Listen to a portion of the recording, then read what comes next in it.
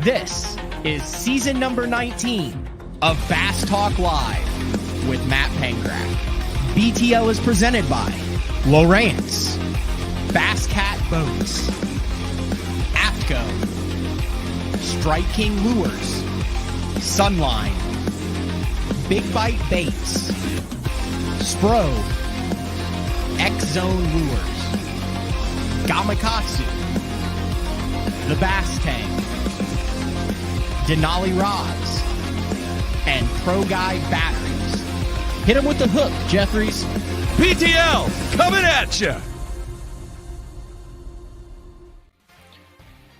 Good morning and welcome to another exciting edition of BTL Bass Talk Live, where we are going to talk about bass fishing. And I honestly did not intend for it this way, but it turned out to be a West Coast week. We had the breaking news about the Western Bass Shootout going down. We'll have to ask our guest about that today because I think he would have benefited from something like that back in the day. And then we had Brett Hyde on yesterday.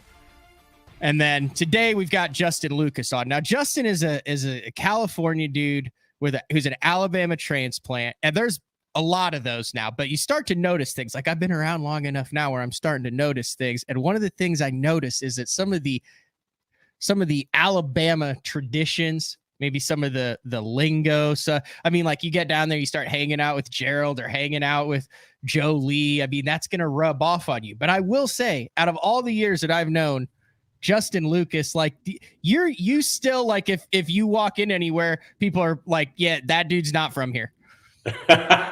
Dude, yeah, I would agree with that. Yeah, I haven't picked up. Now, my wife, sometimes I still can't understand her. Yeah, and she's from Alabama too. Is it that? Didn't you meet her while you were at Alabama, in Alabama or something? Yeah, dude. So I moved here. I broke up with my girlfriend in California. Told her I was going fishing and that it was more important than her, like, exact words.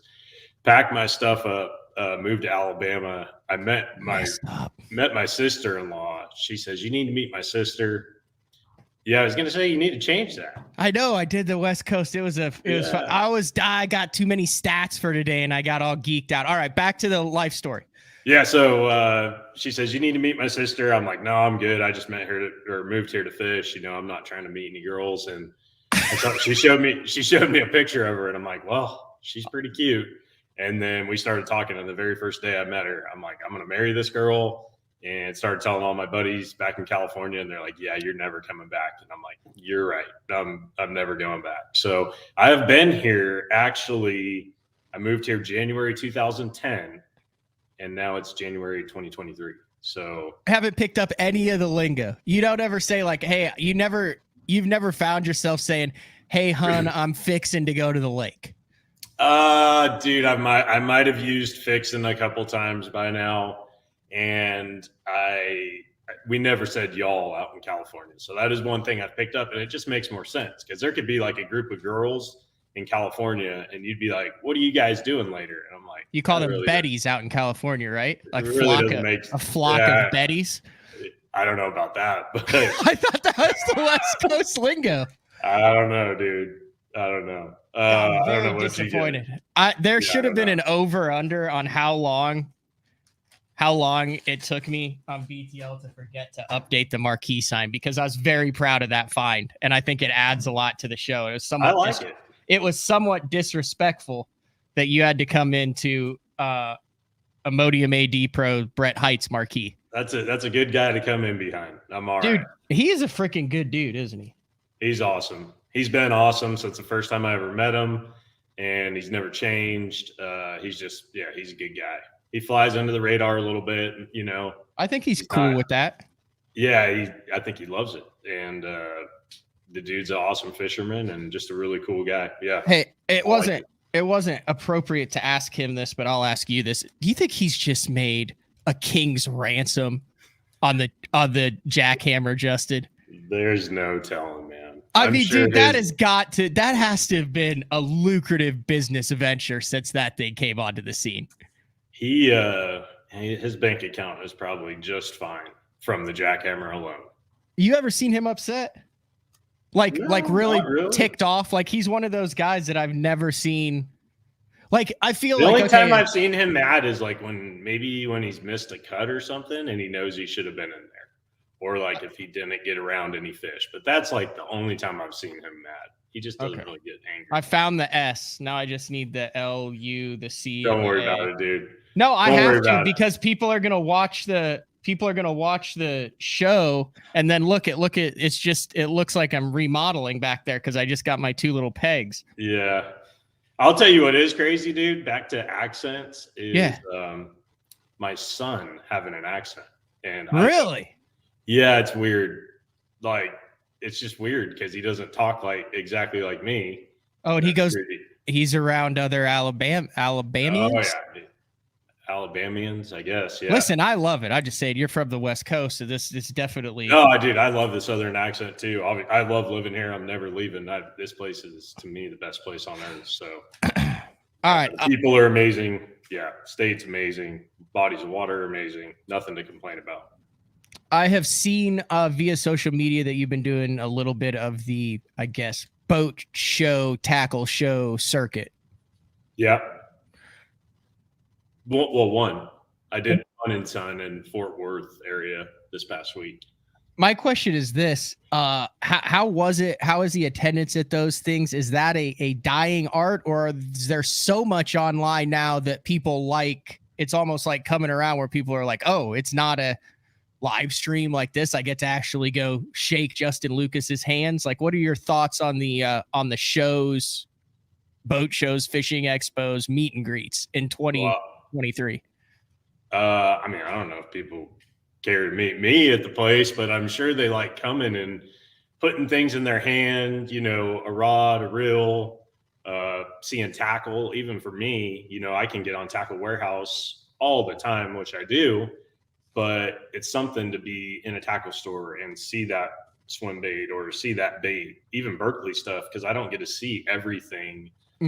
There's nowhere for me to go to see everything. So like they had a great, a ton of Berkeley stuff at this place last week, and I'm going through and I'm literally like saving things and colors and making orders on my phone later when I get to the hotel room, you know, through the way that we make orders, being a sponsored angler or whatever. But it was awesome to be there and see everything in person and be like, oh, I need that. I didn't think about that, you know? And so, yeah, I still like being in person at places. Everybody seemed to, there was a lot of people there, dude. There really was. And it was a great show. It always is. Fun and Sun does a great job. So I don't think it's a dying breed or anything. I think, you know, and I think, well, you know, between the online stuff and then when COVID hit, there was a kind of a consensus that like that stuff was going to be real hard to rebound. But it sounds like from what you're saying, I think people miss that stuff, you know, like I think they got a taste. This is my opinion, and maybe for like my wife and my family and I personally, but like we went to Costco a couple of days ago and we haven't had a Costco membership since COVID. And anyway, she was like, it's nice to be back in here with like a bunch of people and stuff. And I think people probably feel the same way about shows. It's nice. You realize it's, you know, I don't know, life is about family, community, relationships, stuff like that. So you can't get all that on just experienced online, you know? Yeah, that's fair. Costco better than Sam's? I mean, I've got the Sam's card. Dude, it is, man. We switched to Cricket Wireless a year ago. Yeah. So funny story about that real quick is we're up at Champlain. Jacob Wheeler is hanging out with me and Jordan at the little cabins up there or whatever. And he's the only one with service. I'm like, dude, what kind of service do you have? My phone, I can't get service. And he's like, I got Cricket Wireless. I'm like, you got Cricket Wireless? Like, come on, dude. That's you're lying. And he's like, no, bro, I swear. And he shows me his phone, you know, it says Cricket. I'm like, dude. So I go and switch. I've been with Verizon forever. Yeah. I'm all nervous about switching phone companies. Oh, heck yeah. We saved like $98 or $96 a month for the exact same stuff to switch to Cricket Wireless. And I've had better service ever since I switched to Cricket Wireless. But so when we switched to Cricket, we got a free year at Sam's Club. Okay. And we were there for the past year. And I don't know. I like Costco better. The one thing that's cool about Sam's Club, though, I don't even know why we're talking about Sam's Club right now. Because this is important. This is important stuff. People, all of our listeners I'd say 90% of them have the decision to make between Costco and Sam's Costco Club, and is especially if you're a tournament fisherman, there's a lot of value to be had there for tournament week. Yeah. Okay. Fair. So Here, watch this. Watch this. Let's see. Hopefully you spelled it right. Yes. Looking There good. we go. Looking good. All right. But yeah, Costco. we like Costco. The cool thing about Sam's, I was going to say, that Costco doesn't have is you can take your phone and like scan everything as you're going and just pay for it that way. The lines at Costco were super long, but other than that, we like Costco. I've got it right there. There's my Sam's Club app. Dude, that thing's cool. Really cool. I just bought a computer chair there too. Nice.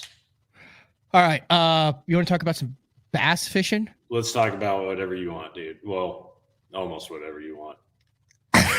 I'm sure if I told you that, you would come up with some stuff. So I can't. I've got some stuff, Justin. I can't tell you whatever you want because you would. Yeah, that wouldn't be good, probably. It feels like this year's quote unquote off season, and there is an off season. There is a gap in tournaments. Has been longer than average. I feel that way every year. Really? Yeah, dude. I feel that way every year. I so wish we had professional tournaments in the fall. I mean, I get it, but man, I wish we went to like at least the end of October. Like 2 or 3 months off is max. We're at 4 months. Even with hunting season, you think if there was a 3 tournament independent circuit, big entry I don't know. fee, I mean, I don't know if it would do well, but I would like to see it. I would fish them.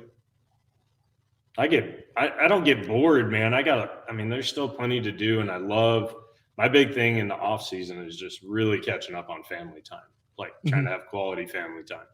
And as much as I love that, like I still have things going on, but at the end of the day, I just want to be competitive and get out there and fish some tournaments. So how long do you think? So I always find myself, especially with the opens, that last quarter or half of the season, you get into this deal where like you're dialed in. That's the only term. Whether you're catching them or not, you're dialed in. You're not thinking about the process. You're reacting like you feel like you're in the grind. Yeah. And then it takes a while to get back into that at the beginning of the year. Do you know what I'm talking about? Do you kind of get that I feel too? that way every single year, dude. And then you wish, well, why didn't I fish more during the off season? So I maintained that feeling that I had at the end of the year, built on it, and took it into next season instead of having a little bit of kind of reset or feeling like you're starting over.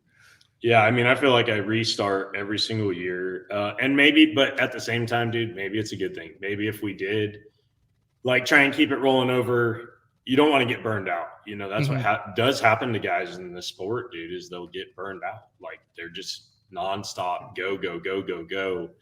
And I felt like I was that way probably a little bit earlier in my career. But once you have a family and stuff, like it's hard to be that way. So it's good to take a little bit of a break, reset. The break's just a little too long for me. That's all. I gotcha. What I'm trying to pull up this. Was it like your girlfriend texting you or something right now? No. I'm pulling up the document because it had been a hot minute since I had done some hardcore research. I got you. I've got some hardcore research. So one of the things I've gotten into this year already, Brett Height and I talked a lot about the old FLW days. I'm going to tie these shows together. Okay. And you've talked a lot about that too, about how important the FLW Western Series and Division was to your transition to the front of the boat in 2010 on the FLW Tour, your affiliation with National Guard, especially starting as a co-angler. Like, we don't have to go into all that. Yeah. Unless you have a burning desire to cover that again. No, just whatever you got. Here's my question. How did you get on the National Guard team, though? Was that someone where they were like, hey, this is how did that come about? Like, out of all the co-anglers, how did you get picked? So I know exactly how I got picked. And it was just kind of like, dude, it was, I wouldn't say anything else. Like, if I look back at everything, it's like, yeah, I'm putting myself in the right place at the right time. But I would be lying to myself if it wasn't orchestrated, like literally the Lord's work, dude. I swear, because things just work out so perfectly where I couldn't have planned it so perfect myself. I drew Art Ferguson in 2006 in the fall on Wheeler Lake for a Strand Series championship. And he is staying with this guy named Sergeant Frank O'Laughlin, who was merging this National Guard and FLW thing together, and they were friends somehow. Out of 200 boats, I draw the guy staying with the guy that's putting this deal together, and fished with Art that day. And Art could just tell, you know, I was, 19 or 20 at the time, and Art could tell I was hungry, maybe a decent little fisherman at the time, had a lot to learn, but went back to his hotel room that night and was like, hey, if you're going to do this West Coast thing, you need to look at this guy. And that's how, and then I got the phone call, had the interview, and that's how it all started. I mean, dude, if I don't draw Art Ferguson, things might be different, you know, to this day. So wow, what's Art Ferguson up to? I don't know. He used to guide at St. Clair in the summer and then Toho Kissimmee in the winter. Huh. I don't know if he's still doing that or not. That's a wild story, man. I know, dude. I'm telling you, I've had crazy things happen, and I can't say it's all me, dude. There's no way. Yeah, but listen, you could have been just a real tool during that day, and Art could have just gone back and not said anything. So I think Polinick is like something about where preparation luck or something about preparation and luck merging or something like that. So you're obviously doing something right to be able to take advantage of these. So I think you have to have a lot of credit. You still have to, you still do have to put yourself in those opportunities. You know, had I not been fishing the Strand Series, you know, I was working at the time thinking about, what am I going to do if fishing doesn't work? And being a fireman was like the only thing on my radar that I could do that would allow me time to fish.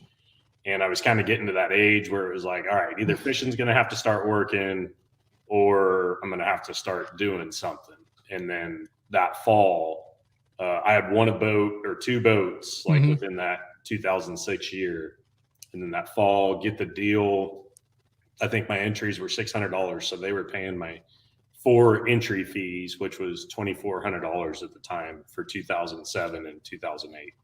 And then I won, I won a few of those events. And you won 4 in 7 and 8? I won 4.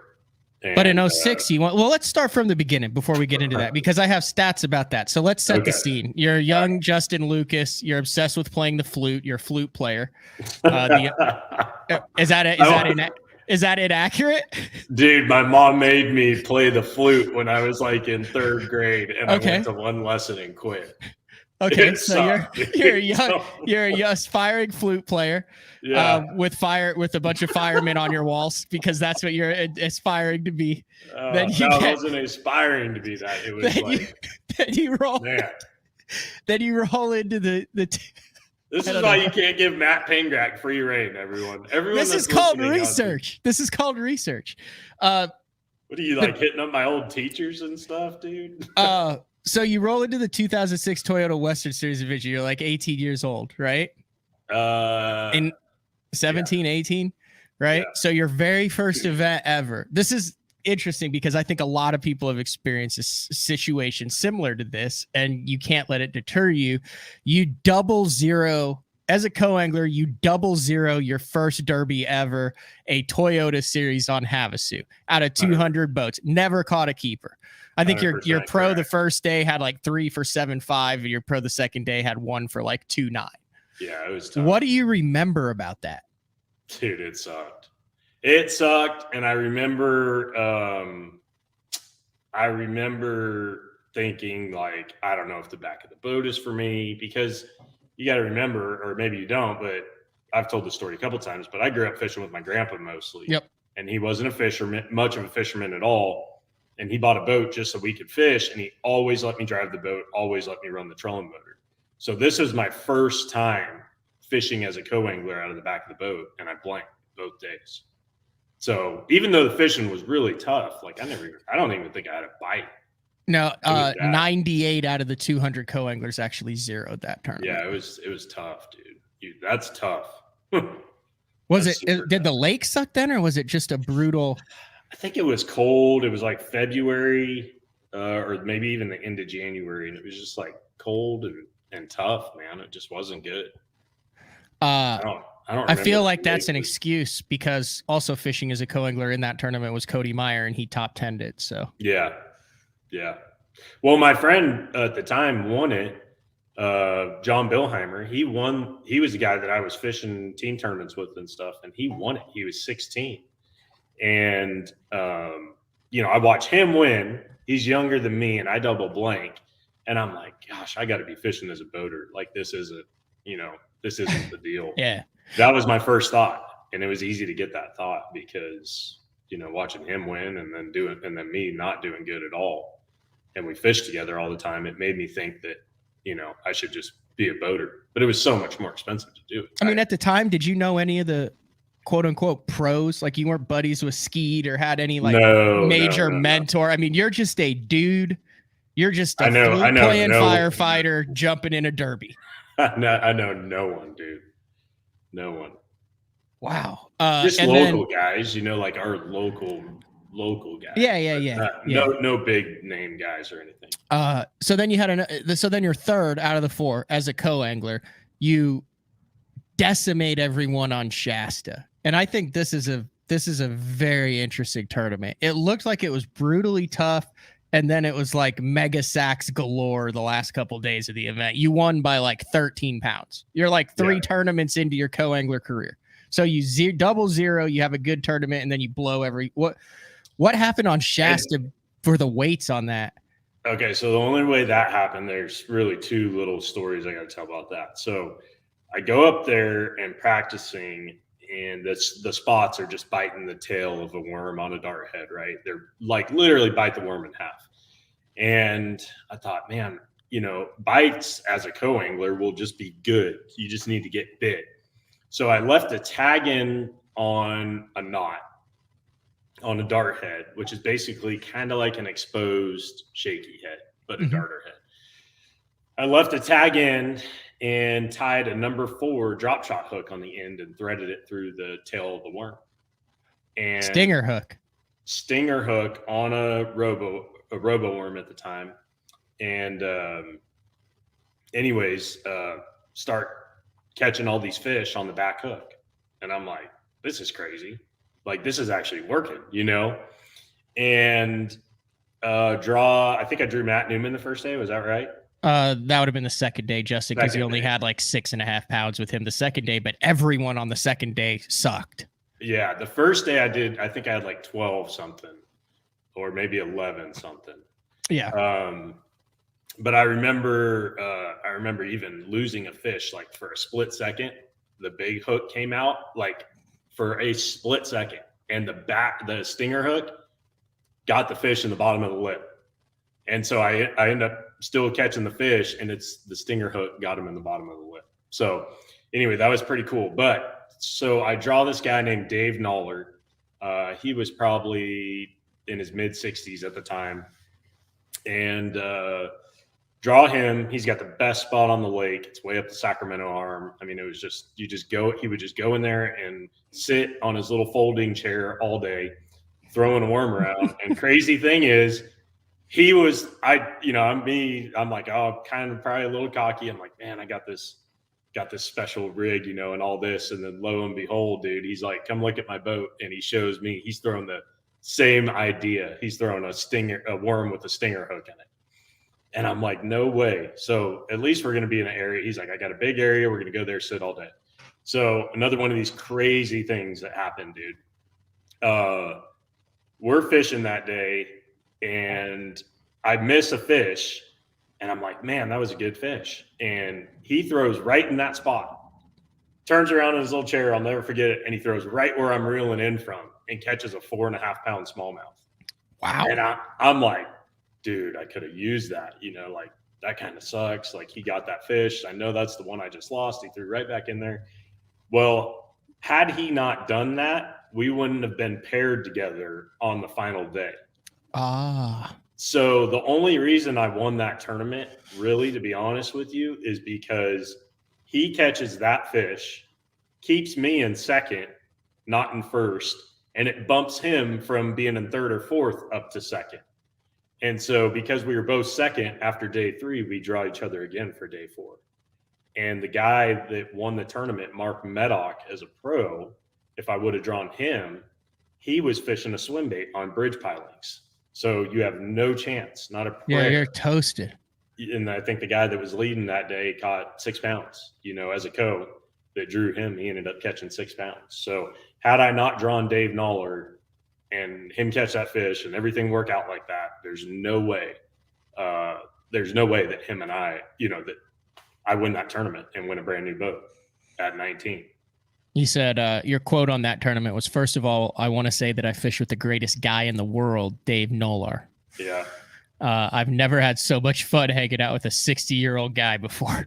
That was I mean, it gives me chills, man, because like him and I still talk. We just talked a couple weeks ago. I think he's 83 now. Mm-hmm. But he's just a good dude. And after that tournament, we had a friendship that started from that. And I started practicing with him for all those National Guard tournaments after that. And he is the one that really taught me how to be a finesse fisherman and how to fish a drop shot and all that kind of stuff. Like I learned more fishing with him, practicing with him after that than I ever learned before that. Dave Noller, Nollar. Legend in Southern California, man. Is he still? Is he still fish? Yeah, he still even fishes. He goes up to Alaska every summer, and his son has a halibut charter service up there, and he's just an incredible guy, man. His son fishes too, Brian, and just good family, good people. He was a principal. He was a high school principal, and he was retired, after I met him. So kind of made sense that he kind of took me under his wing and was so good with me. He worked with teenagers his whole life, and just a good guy. Dude, that's a great story. He even came to my wedding. How have I not heard this story? Him and his before? wife came to my wedding. Have you told this story before? Maybe a couple times, but not like we don't get, there's so much to tell. There's a lot. You did mention, so you mentioned your buddy John, who won the first event. Yes. I thought it was funny in this article. You won the third, he won the first, and your quote was, "Yeah, I guess we're just trying to make a name for ourselves." So you definitely succeeded in that aspect. Well, I don't know if I made a name for myself at that point, but we were trying. We were pretty motivated young guys for sure.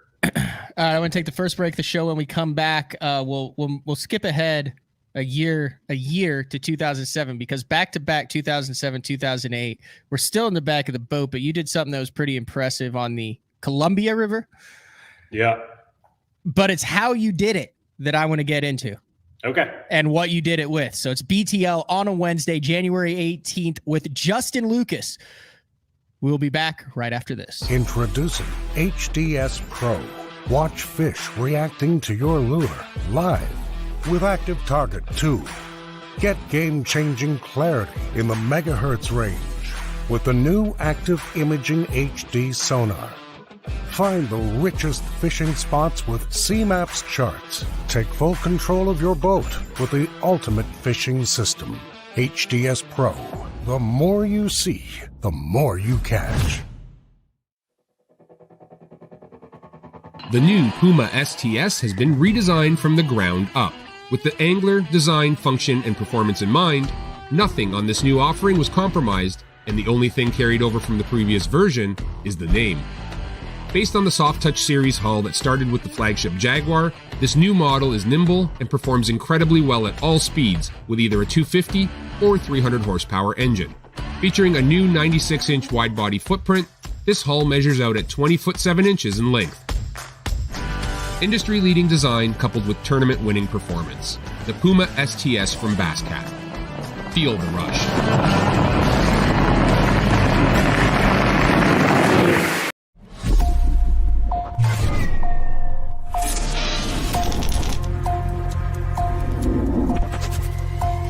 Everything you need, one legendary brand. Top 1 Hunch. Strike King.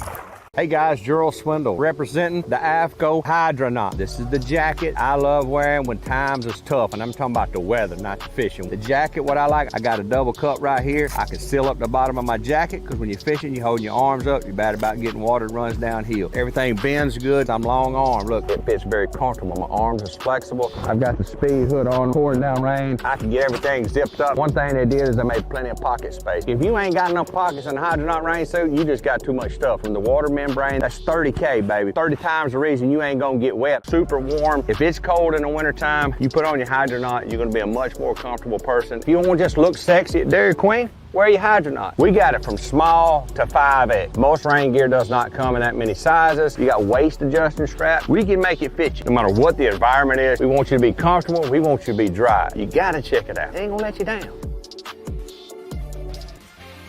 All right, welcome back, BTL, on a Wednesday. Do want to mention that I talked with Brian Head yesterday, and unbeknownst to me, Michael Neal had been working on a new spinning rod over at Denali in the Covert Series, the 762 MS, 7'6" medium action. It's what he does for all of his offshore drop shotting. So go check that thing out. Obviously, Michael Neal, he's caught a few fish over the last couple years, as have you, Justin. I mean, you're right up there as one of the top 3 or 4 guys that have this thing figured out now. Now you're going back to 5 fish. Yeah, I mean, Michael and Wheeler, they've obviously won, and Connell, they've been winning. I haven't won. I've been close and had a lot of top 10s, but they definitely had it dialed the past couple of years. You are you're 7 for 27 against Jacob Wheeler. Like, I mean, we've had you on before. You're like, dude, when we're in the top 10, would come up with that. I want to be in regular season events, right? Yeah. I mean, obviously, dude, you look at, he never finished below 11th this year. He's got the AOYs, he's got the titles, he's got the trophies. I mean, he's the guy the guys are gunning for. So that's who you're gunning for. You're on his level, but he's gotten the better of you. What have you done this offseason to up that 25.6%? That, I mean, you're beating him 25.6% of the time. You'd like to see it maybe more 50-50, I would imagine. Well, yeah, I mean, obviously. So what have you done during the off season? Well, I haven't been pre-practicing at all the past couple of years because I've been doing both tours. And it's just really, it's tough doing both tours, being able to pre-practice. But I've already gone and pre-practiced 3 lakes so far. So, really? You know, you got to look at it like, you know, Wheeler's doing that. He's winning. It's obviously still a player, especially with electronics and everything now. As advanced as they are, you have to have as many, spots as possible to be able to keep up with these guys. So, yeah. And we only have 2 days of practice. So it's kind of even more like a reason to go pre-practice. So I've done that a few times where past couple of years, I haven't really done it at all. I guess I when I was going through, because for some reason the BPT stats you have to look up individually. It's not, it's got all your FLW and all that stuff, but then nothing. Yeah, I don't know why they haven't fixed that yet. But I think we're taking for granted how much he's like in the top 3. Like, I go to the tournament, it's just like Jacob Wheeler. It's like, holy cow. Dude, maybe you can tell me somebody different. But dude, here's the deal. You're 7 for 27 against him, but there's like a ton of those where you finish like 6th or 5th or 8th, like out of 80 guys. And he's like 2nd or 3rd or 4th. I know. He, this past year, even though he didn't win a tournament, that I don't know, maybe you can go back and do it, but I think that's the most consistently high finished professional season ever. Dude, he only missed the top 10 one time, and it was 11th place. I think he did that on purpose. I know Aaron. I'm pretty sure when Aaron won AOY in 2015, he had the best year ever up at that point. He won 2 events, but his average, I think, was like 15th place. Well, let's look it up. So I'm just saying, to average inside the top 10 that's absurd. That's a 1 in 8, basically a 1 in 8 chance. So 2015, oh my gosh, Yeah, that's pretty strong there. So 2015, he goes third. Oh, yeah, I remember. He had a 66 that I think might have kept him from the greatest season ever. He had a third, a 66, a second, Yeah. a first, a 15th, a 13th, a first, and a 6th, and a 28th in the AOY. Yeah, that. Dude, Oh that's my crazy. gosh, look at that year. That was insane here. On the elites to this day. 1, the best 2, ever. 3, 4, 5, 6 top 6 finishes. I know that because when I won AOY a few years after, I'm like, I wonder how, like, what my average was versus. Not even close. No, I think he was like 14th or 15th, and I was like 21st or 22nd place average. He was off the charts that year, dude.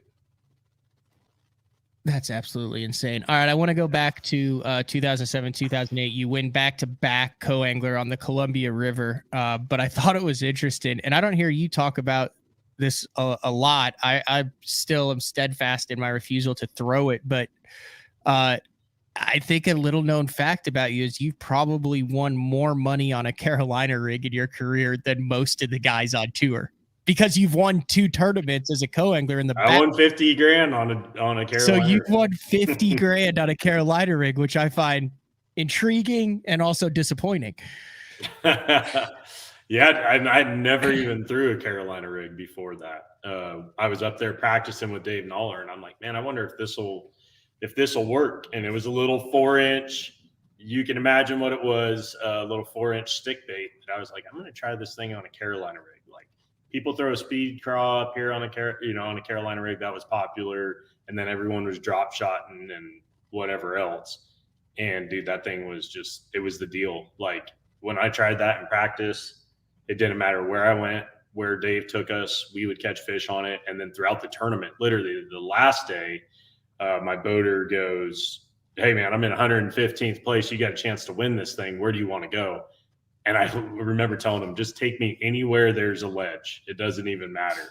And we go down river and we're fishing on this ledge, which is the Columbia River is the only thing that's really kind of like the Tennessee River on the West Coast. And so you're out there, off a big flat on a ledge and just dragging this Carolina rig, catching 2 to 3 pound smallmouth.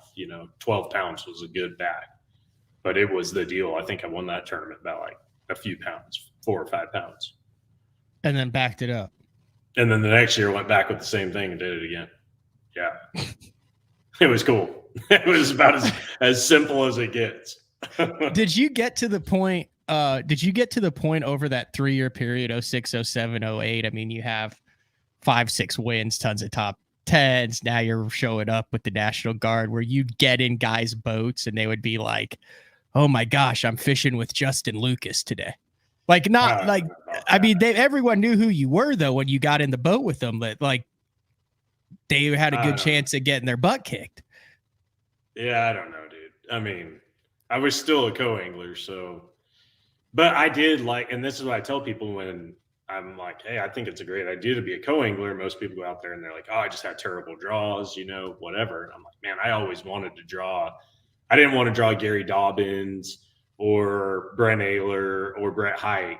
Like, I wanted to draw the guys that were just kind of average, and that were around some fish and that they couldn't catch all the fish and they were going to leave space for me to catch some.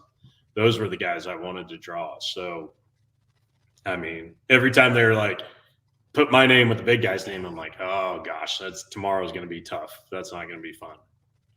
But when it was a guy maybe I hadn't heard or whatever, it was like, okay, we have a chance here. This is could be good. Kind of for the co-anglers, and I fish the opens too, and sometimes it's kind of you have to let them know when you're going to make a move, what's going on. Like, what's kind of your rule as a boater when you're fishing as a co-angler to make sure that you're efficient and that you're not like wasting any time? Like, do you give the guys like a 3 or 4 minute heads up, and kind of what are your expectations of your co-anglers when the guy says, hey, when you say it's time to roll, what are kind of your co-angler expectations? I still have, because of coming as a co-angler, I still have like this. I just had, it's like instilled in me or whatever, that I just do it second nature. But I tell people like a caster or two ahead of time, hey, we're about to leave. Every time. Doesn't matter if it's the camera guy, doesn't matter if it's the boat official, doesn't matter if it's a co-angler. I give everybody a heads up, because I remember being a co-angler and like, you know, I would just tell like, hey, just give me a heads up and I'll be down there before you, but just tell me. And so well, now I know you're just lying on BTL, Justin. Why? Well, because on March 13th, 2008, you were fishing in the FLW National Guard Western Division tournament. Okay. And you caught a 13-pound, 9-ounce behemoth. And Jeff Billings said, dude, we have to go. But you said, just one more cast. That is and true. And that is when you caught the 13-9. So that's true. It was the end of the day. That is, I would say, the one time that we were in Frank's track. There was all these big fish being caught. And I had 4 3-pounders and a 12-incher. And I remember Jeff picking up the trolling motor, and he's like, dude, we got to go. And I remember watching him strap down his rods. And you said, no, I'm still fishing. Make one more. No, I said, I'm going to make one more cast. And he's like, make it quick. And I pitch out a drop shot on a bait cast and, you know, go to pick up, dude. My line's swimming away from the toolies. I'm set the hook. And, you know, we both start freaking out because we know this is a giant. We know the time's crunched. He's going, do you want me to put the trolling motor back in the water, or do you want me to grab the net? I'm like, I don't know, man. It's hung up right there. So he's going up to the front to put the trolling motor down, and it comes out of the toolies and just starts swimming right towards the boat. Comes, jumps next to the boat. He nets it a 13-9. And it was the last cast. We made it back with like 20 seconds or whatever to spare, something ridiculous. And the screwed up thing about that was it wasn't even the biggest fish that crossed the scales that day. No, dude, there was a guy from, I can't remember his name. Maybe you have it there. He was from Davis, California. He caught a 13-11 as a pro that day. And then the very next day, the dude caught like a 12-13 or a 12-14. Something insane. Dude, that was when it was, I mean, it was insane back then. So currently competing today, you have to have, so Mark Tyler doesn't fish at the top level anymore. You have to be the guy who's weighed in the biggest bass in a tournament competing at the professional level. Potentially. I don't know. There haven't been many 13. I mean, dude, there haven't been any 13-9s weighed in, Justin. I would put money on it that out of everyone competing at the top level of professional fishing, BPT, Bassmaster Elite Series, there's no one competing on that series right now that has weighed in anything 13-9 or bigger. Maybe not. I don't know. I never thought about it. Is that your biggest fish ever? Oh, yeah. By far? Yeah. Oh, well, I caught, I weighed in at 1191 at the Delta one time in a tournament. And then at Toho a couple years ago, I caught like 11 and a half pounder. And then I've had a couple others over 10. Do you have any of those freak show stories where you hook a freight train and can't do anything with it and it gives you nightmares? I lost one at the St. Johns River on the final day in 2014 that I'm just going to see if I can find the picture while I'm telling the story, because you know Shea Baker. Yep. That was when he first started getting all the GoPro stuff going. And it was the end of the day, 30 minutes to go before I have to make my 40-minute run back. And it was real cloudy out there on Lake George, and there was all these holes in the eelgrass, you know, where these fish are spawning. And the sun came out for a minute. And I found this fish, dude, that I'm like, one of those ones that just makes your knees start shaking, like as soon as you see it. And I put the poles down. I'm like, well, I have nothing to lose. I'm going to sit here for 30 minutes until I have to go in and try and get this thing to bite.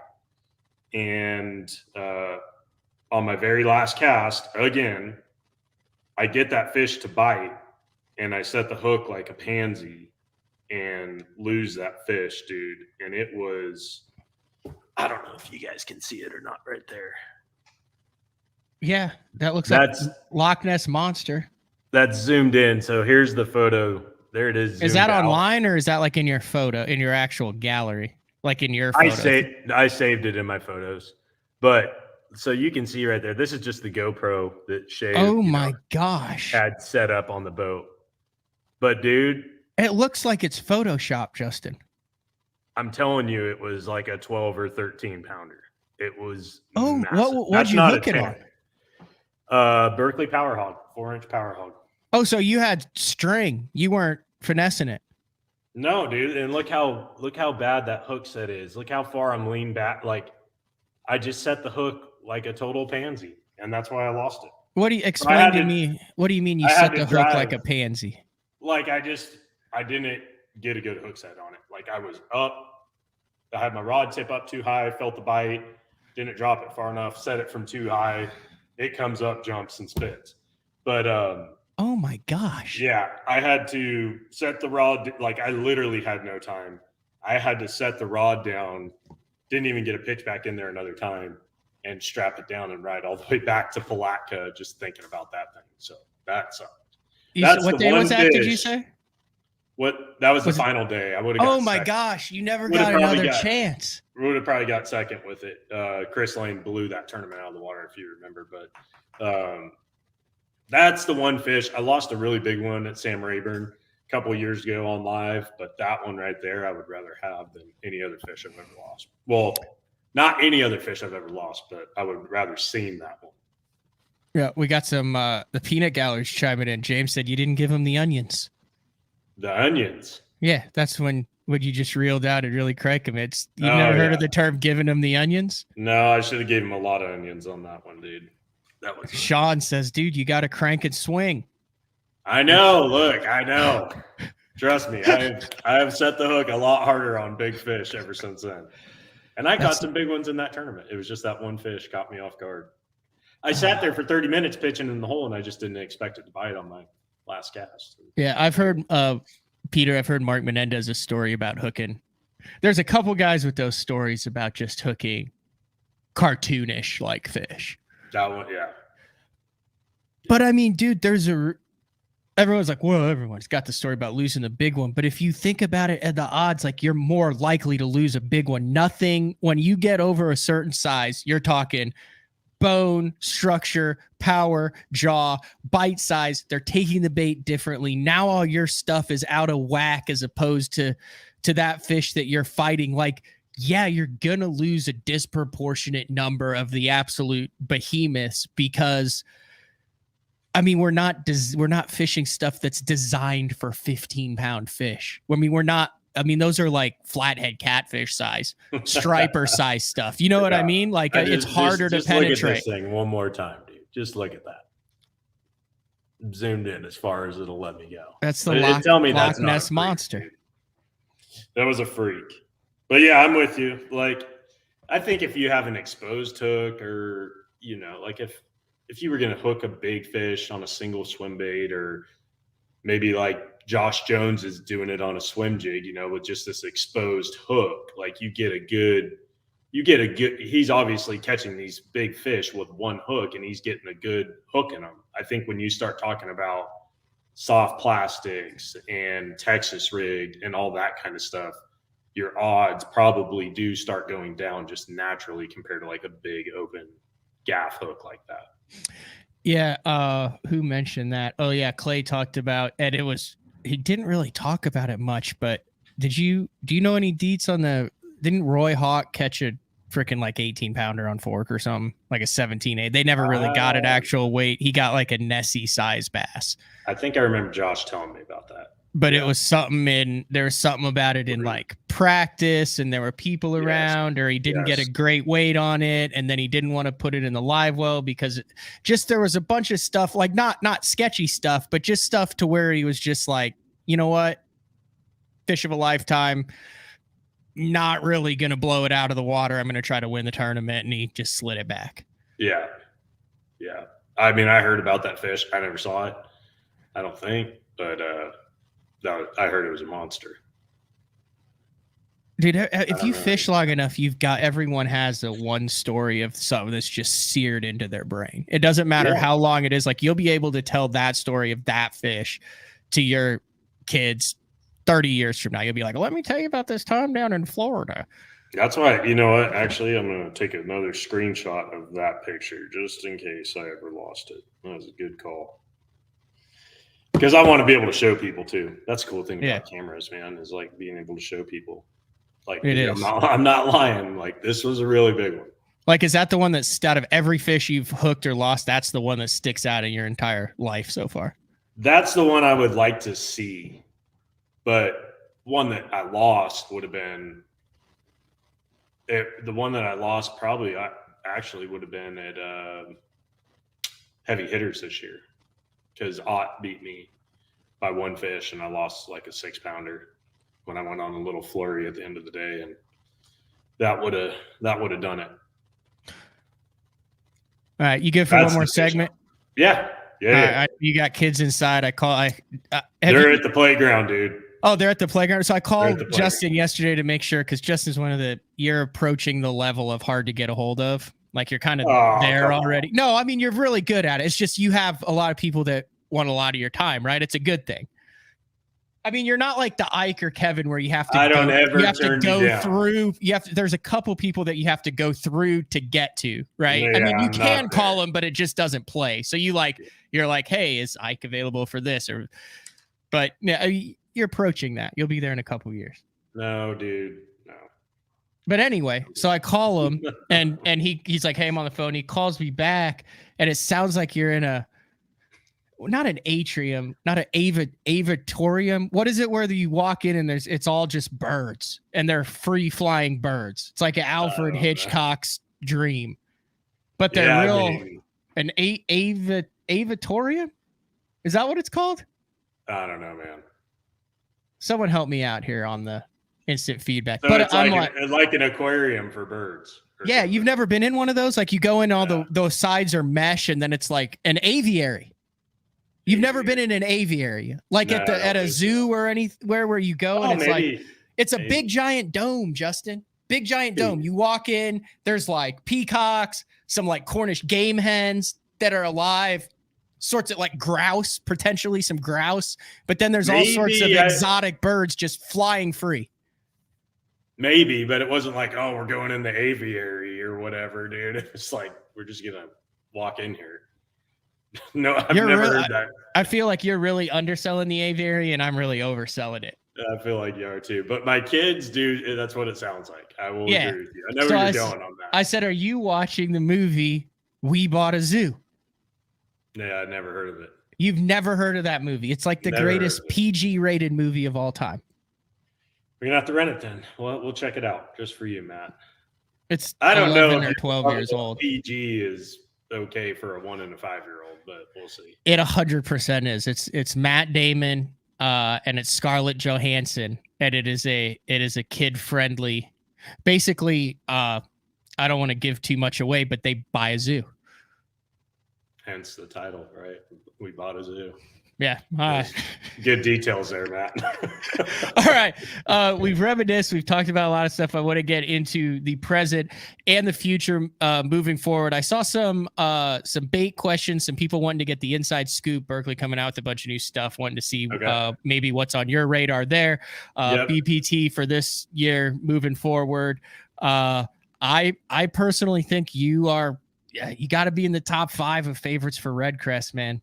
I mean, that fishery should suit you this time of the year with what you like to do. So we'll be back with Justin Lucas Wednesday, January 18th, right after this. Elite Series Pro Daryl Gleason here. My Pro Guide batteries keep me going on those long tournament days and long practice days. Always plenty of juice, never fail. The best part about Pro Guide batteries, it's the people behind the company. They have over 40 years experience in the battery business, keeping all of us fishermen out on the water longer, catching more fish. Check them out at ProGuideBatteries.com.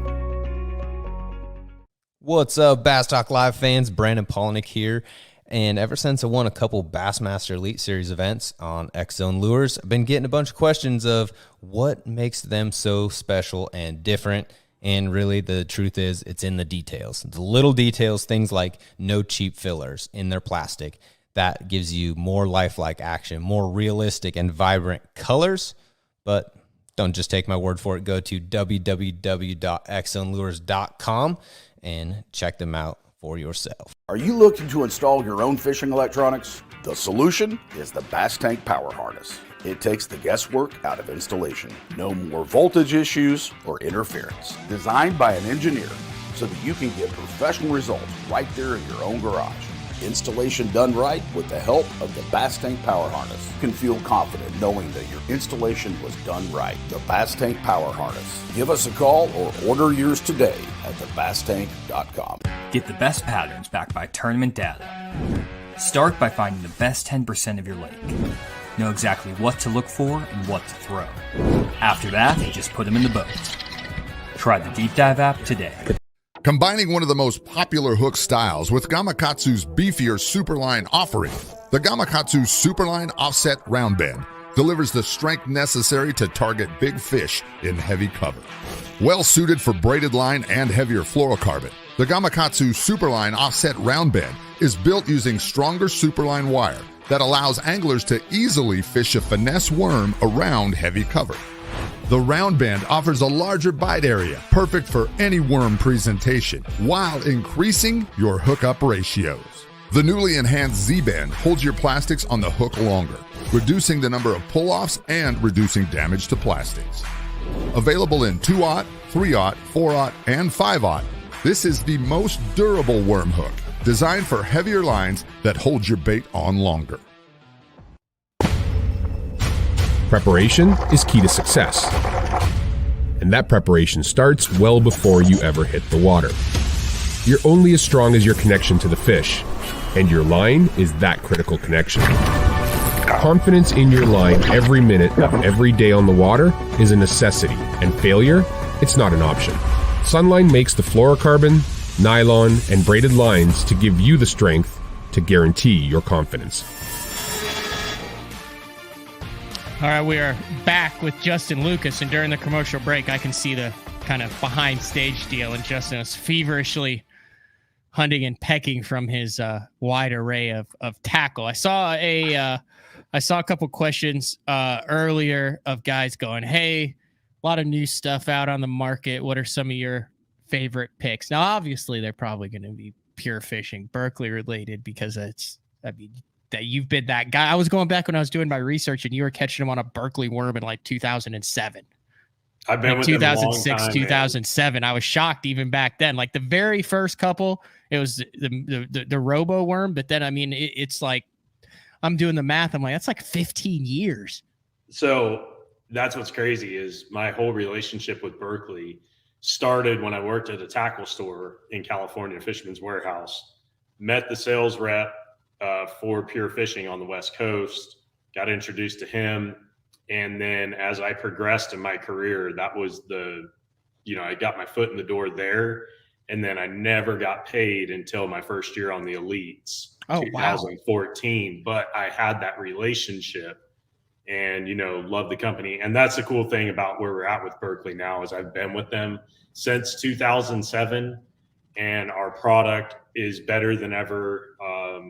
The management better than ever, like just everything going on at Berkley right now is really good. They have a really good formula for, how they're coming out with these baits, all the testing, the input, everything they're doing is working and it's really fun to be a part of it.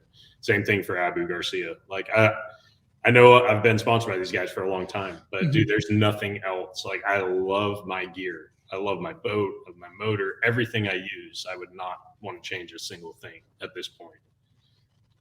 That's good stuff. And they've done a great job with their marketing because, I mean, when you think of that brand, you think of you and you think of the red and the white and the black accent boat and the primary colors with the Berkley. And I mean, you remind me of kind of Skeet has done the same thing with Lucky Craft, right? Like there's certain anglers that are just associated with certain brands over their career regardless. And that's a compliment, to the highest regard because it's like KVD and Strike King. Yeah. Lucas and Berkeley. I don't know. I mean, well, I appreciate it. I love working for that company. So they're All great. right. Like I said, we're equal opportunity here on BTL. So a lot of questions on the instant feedback. I have some questions about it. Is the honey badger or the money badger, the whatever crankbait, the new crankbait that I'm seeing all this stuff out? Is that anything that you didn't have that on the list? Yeah, I mean, I just pulled a couple things off. I thought you were going to talk about Norman and things I was going to use there, but a couple of my new favorite things is the swim jig. Is that scented? It is. Yeah. He wins. Who wins that? Who wins that bet? And then that money badger is definitely legit. Is that the answer to Shad Rap? No, it's more like your wiggle wort style bait. Casts really well, comes in a few different sizes. So it's beefier. It's not as I've never had one in my hands. It's not slim. It's got some mass to it. Yeah, a little bit thicker in the back. You can see there. It's not thin. The bad shad would be our Shad Rap, okay, deal. But this guy right here, there's a lot. And our engineers right now for plastics and for hard baits are they're really good. They're really incredible, and they're doing awesome stuff. That money badger is the real deal. All right, Lake Norman, I got you up there with Thrift. I know he's got the piles. I know he can run 150 spots, but it's spotted bass that time of year. I think that this suits you incredibly well. You're hungry for the W. There's no reason that you won't be in this thing going into the final hour of the Derby, Justin. I like it. I like your prediction. Do you disagree with any of that? No, I mean, I just want to get there and start fishing. Like, that's where I'm at. I want to get there, get it figured out. Of course, 5 fish limit now. So maybe can, mix in a few more swim bait, like maybe a few bigger things. I think that's the only thing that's really going to change for me as a fisherman is being able to throw like maybe a couple bigger baits now. Red Crest, 5 bass limit. Yeah.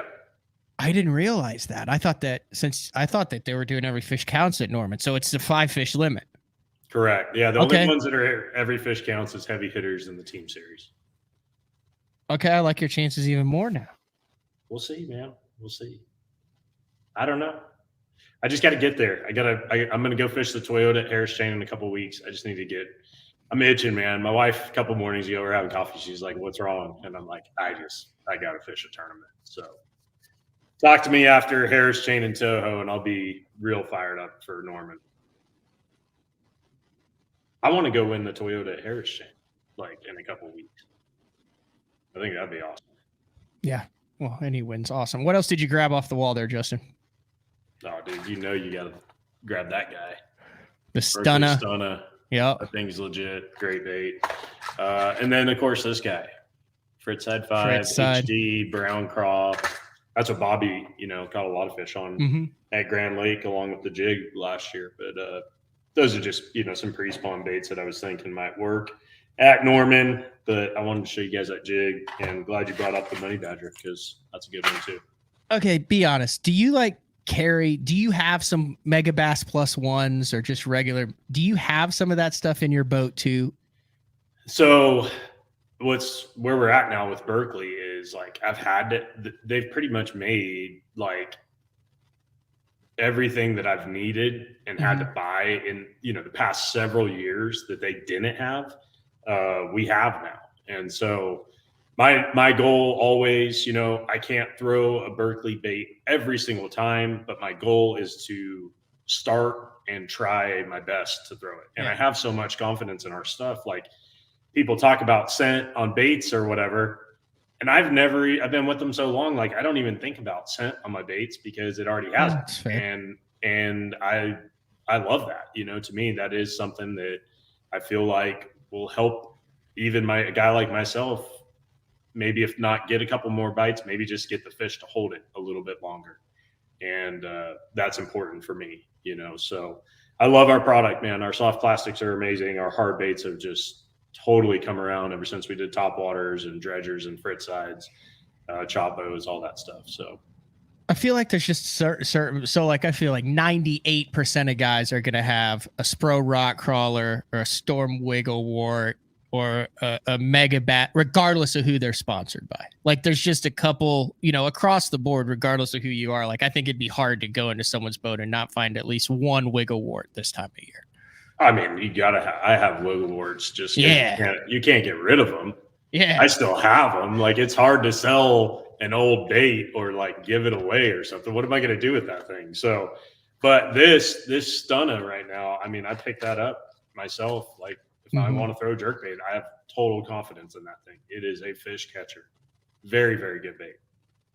That's good stuff. What else are you looking forward to in 2023 on the schedule? I know you said you're looking forward to getting the season started, but other than that, what else is? Man, I think personally we have a great schedule starting there at the Kissimmee chain, but and then Norman. I don't know if Norman is like going to be a great tournament lake to watch. There hasn't really been a big pro tournament there in a while, but Lake Murray, that place is underrated. I'm really pumped. Dude, it's your year, man. Lake Murray, then Gunnersville, and it's then, your year. Of course, Cayuga, St. Clair, Saginaw Bay. You live on that. How do you not? You always catch them up north. Like, dude, you're going to be in it. You have to be in it. I don't think there's any way you're not going to be in it this year. I don't know. Like, name one where you don't expect to top 5. Like, where you would be happy with a top 10. Well, I would be happy at every single one of them with the top 10. Oh, that's BS. That's BS. You're not going to be happy if you finish if I top 10 Saginaw Bay. If I top 10 every event, I would win AOY, and I would be very I know, happy. but there's a difference between, I made the top 10 and holy cow, I made the top 10 here. I'm thrilled. Like where you feel like you're getting out of town after you just robbed the bank with a 10th place finish, not doing what you expected. Name one. Probably just Name say one. Douglas. Okay. That's the one in March, Douglas and then Cherokee in the same week. That's the one. If I got out of there with the top 10, I'd feel good about it. Okay. Fair enough. Fair enough. What do you have going up? Anything people can watch, listen to, social medias? You have an up-to-date website, don't you? Yeah. Yeah, I feel like you're one of the few anglers with an actual up-to-date website. You got to look professional, even if no one goes there. You do your own Instagram stuff? I do, dude. So that's like when you say me getting back to you, like I still do everything myself. I think Brandon still does everything himself. And there's some guys that don't, but we, or at least for me, I love to be able to write people back. And even though sometimes it takes me a couple of weeks, I try to write everybody back. I try to look through every comment. If people have questions, try and answer them. That's always just been important for me to do for myself. So that's good stuff. All right. Yeah. What else you got? Man, I don't know. That's about it. Kids I'm picking up my new boat. I'm picking up my new boat either today. There's no boat in the garage. That's weird. No boat. So I'm picking that up either today, this afternoon, or tomorrow. And then leaving for the Harris Chain Toyota next week.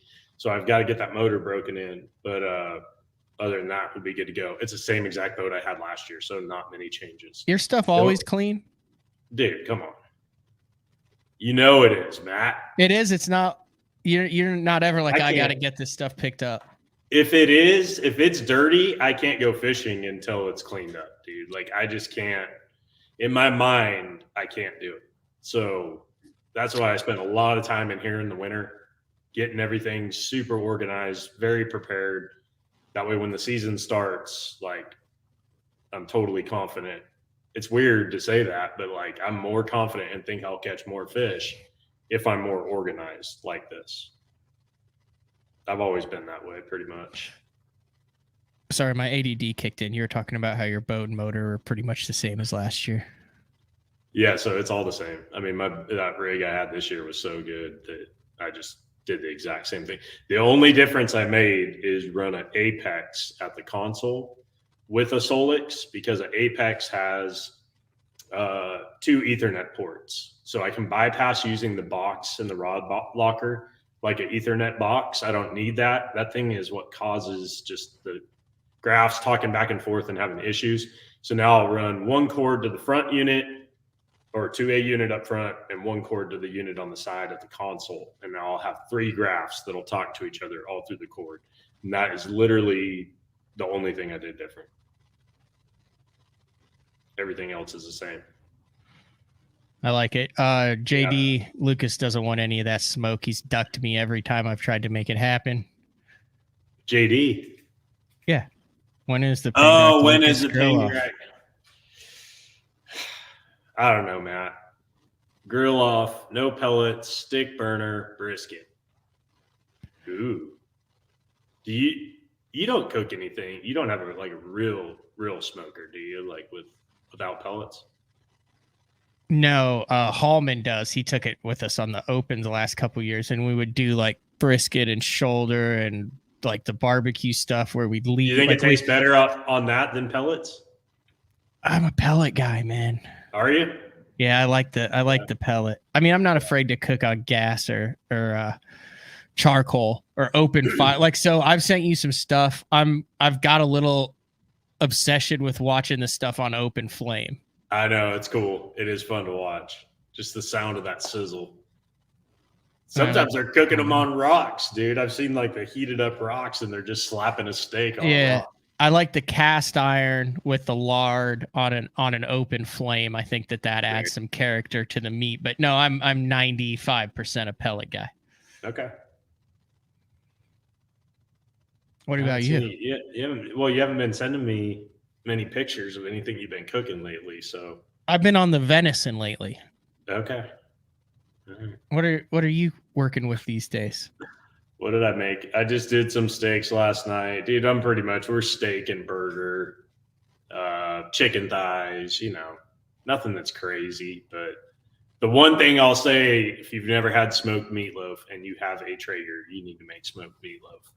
And that's probably what you'll tell me about the smoked bologna, right? Like most people. Yeah, the smoked bologna's good. You have to score it and then use a salt honey brine. Yeah. And then get bark. They call that the bark of the bologna. Depending on how long you smoke it is how thick that bark's going to be, how much that. I got you. Because I mean, it's just a log of processed meat. You know what I mean? Oh, it takes a lot. It's hard to get any flavor in there. I hear you.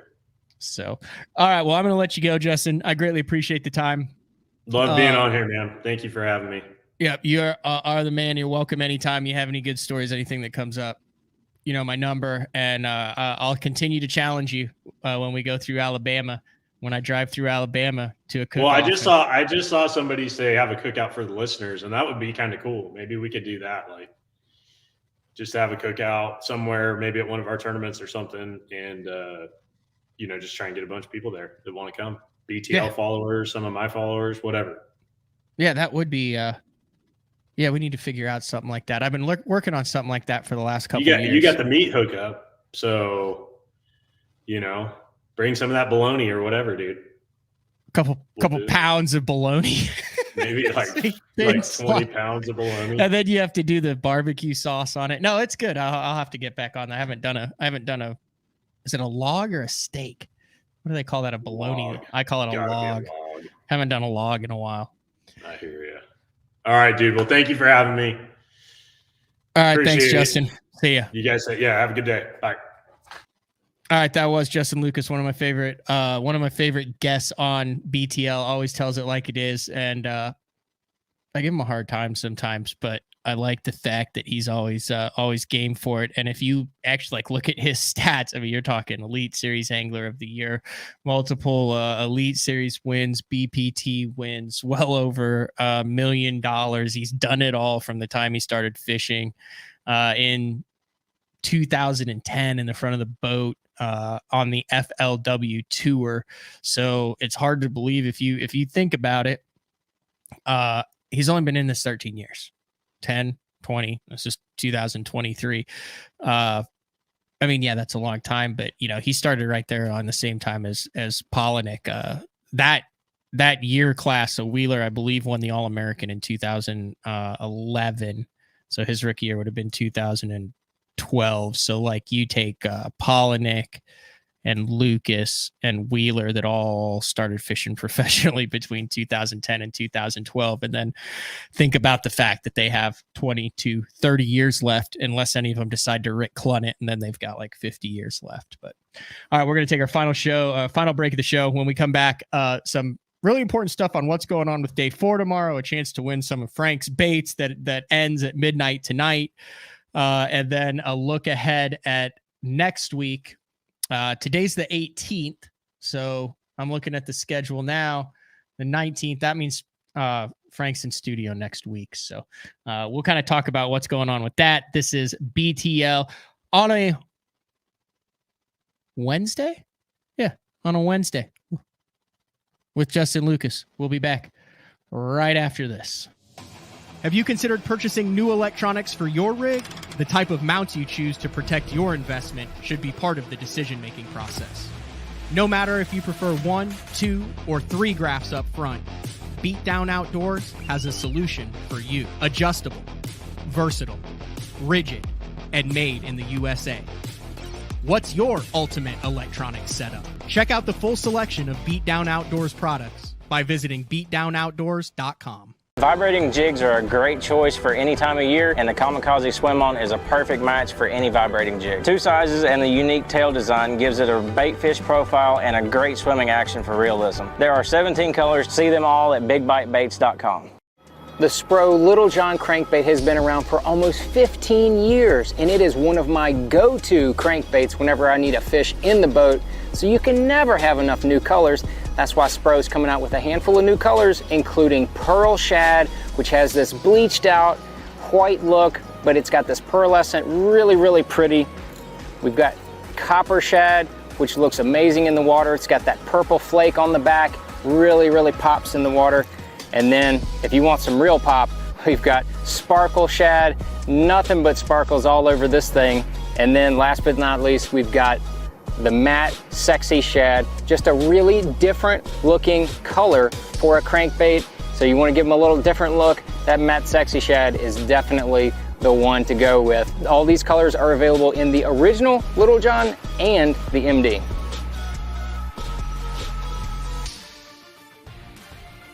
All right, wrapping things up here on a Wednesday. Tomorrow, Uncle Frank, day 4, number 98. As we march towards day 4, number 100. And if you do the math, that means that there may or may not be an evening show sprinkled in there sometime next week, because Frank will be in studio on the 27th. Also, all of his merchandise, BTL merchandise, hats, buffs, stickers, shirts, sweatshirts, updated, all available on the BTL store. Just go to basszone.com, click on the Shop BTL tab at the top, and get your BTL merch. I love it when guys send me the Instagram and Facebook pics of them wearing the BTL merch. Also on the 12th, Frank did a deal, a contest to win a full set of the new colors of some of his baits. That is still running until midnight tonight, which would be January 18th. So you have a chance to go over there and guess what his favorite color out of the new 6 is. And then also tell your favorite Uncle Frank story to be eligible for that contest. Next week, an angler, one of the nice guys in the sport that has not been on BTL recently, but does have a hell of a resume, and that would be Casey Ashley. Casey Ashley joins us January 23rd, and then Frank is in studio on January 26th. I'll tell you what's handy. I got one of those. I went to the Office Depot store, and I got one of those At a Glance 2023 yearly planner. So when you see me looking over there, I actually bought the like the 36 pack of the Expo markers. So you can mark out, I got ICAST marked out there. I got the classic marked out, and then all my opens are in a different color, and then where I'm out of town. But I can now, instead of just wondering what the heck's going on, I can now glance up at my 2023 yearly planner. Great idea if you're fishing like multiple trails and stuff. You can like put in, a different color for practice days, different color for tournament days, different colors for different trails you fish, put it up in your shop, put it up in your office, and then where you're supposed to be when, because that times I have difficulty figuring out where I'm supposed to be and when. So, all All right, guys, great feedback today. A lot of people on the live show. I said I don't say it very often. Comment, like, subscribe, all that stuff helps in growing BTL. If you're listening to this on YouTube and not a subscriber, go to make an account, subscribe to it. And then also, I do want to mention this. I went live on Monday at noon after we did our regular show at 8:30 with the breaking news about the Western Bass Shootout that I've talked about. Click the little bell for notifications, and then you just know whenever BTL is live, because I'm going to be doing a bunch of different breaking news kind of live segments as it happens now at the studio at my house in Shawnee. So, all right, that is it for a Wednesday. Like I said, once again, big shout out to Justin Lucas for taking the time to do that. We will see everybody tomorrow for day 4. Later.